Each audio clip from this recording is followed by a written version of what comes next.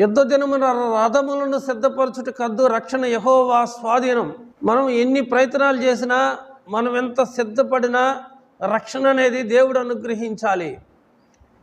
ఈరోజు ప్రపంచవ్యాప్తంగా ఎన్నో గొడవలు, అల్లర్లు, యుద్ధాలు, యుద్ధ సమాచారాల గురించి మనం వింటూ ఉన్నాం. దేవుని వాక్యం తెలియజేస్తుంది, ఉగ్రత దినమందు నీ ఆస్తి అక్కరకు రాదు. ఒకని కలిమి విస్తరించుట వాని జీవానికి మూలం కాదు. ఒకడు సర్వలోకాన్ని సంపాదించుకొని వాని ప్రాణం బాగొట్టుకుంటే ఉపయోగం ఏంటి? దేశం మీదకి దేశం, రాజ్యం మీదకి రాజ్యం, యుద్ధాలు, యుద్ధ సమాచారాలు, కల్లోలమైనటువంటి పరిస్థితులను ఇప్పుడు ప్రతి ఒక్కరూ కూడా ఎదుర్కొంటూ ఉన్నటువంటి పరిస్థితి. ఈ పరిస్థితులన్నిటినీ శాంతి సమాధానాలతో నింపగలిగిన శక్తి సంపన్నుడు మన దేవుడైనటువంటి యెహోవా. ఆయన పేరు సైన్యములకు అధిపతియగు యెహోవా.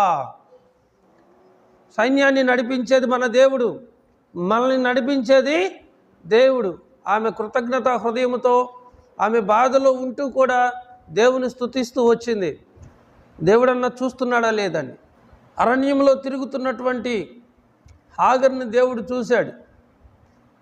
హాగర్కి దేవుడు ఆమె ప్రార్థనకు జవాబు అనుగ్రహిస్తూ వచ్చాడు. మన దేవుడు ఎలాంటి దేవుడు అంటే, ఆయన బాధపడువాని బాధను తృణీకరించలేదు. మనము చాలామంది బాధల్లో ఉన్నప్పుడు, వారి బాధలను చూసినప్పుడు వీళ్ళకి ఎప్పుడూ బాధలే, వీళ్ళకి ఎప్పుడూ కష్టాలే, వీళ్ళకి ఎప్పుడు రోగాలే, వీళ్ళకి ఎప్పుడు గొడవలే, వీళ్ళకి ఎప్పుడు అసమాధానాలే అని వాళ్ళని తృణీకరిస్తూ ఉంటాం, లేకపోతే వారిని తక్కువ చేసి మాట్లాడుతూ ఉంటాం. ఆయన బాధపడువాని బాధను తృణీకరించలేదు. ఎన్నిసార్లు దేవుని సన్నిధికి మనం వెళ్ళినా దేవుడు మన విషయంలో విసుగుపడడు. పొరుగువాని ఇంటికి మాటి మాటికి వెళితే మనం చులకనైపోతాం. అయితే దేవుని సన్నిధికి ఎన్నిసార్లు వెళ్ళినా దేవుడు మనల్ని ప్రేమిస్తాడు, కానీ మనల్ని చులకనగా చూడడు. మోషే అన్నాడు, మన దేవుడైన యెహోవా మనకు సమీపంగా ఉన్నట్లుగా ఏ దేవుడు ఏ జనాంగానికి కూడా సమీపంగా లేడు.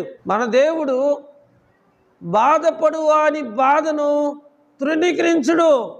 నీకున్న కష్టాలు, శ్రమలు, నీకున్న ఇబ్బందులు అన్నీ కూడా దేవుడు వింటాడు, దేవుడు చూస్తూ ఉన్నాడు.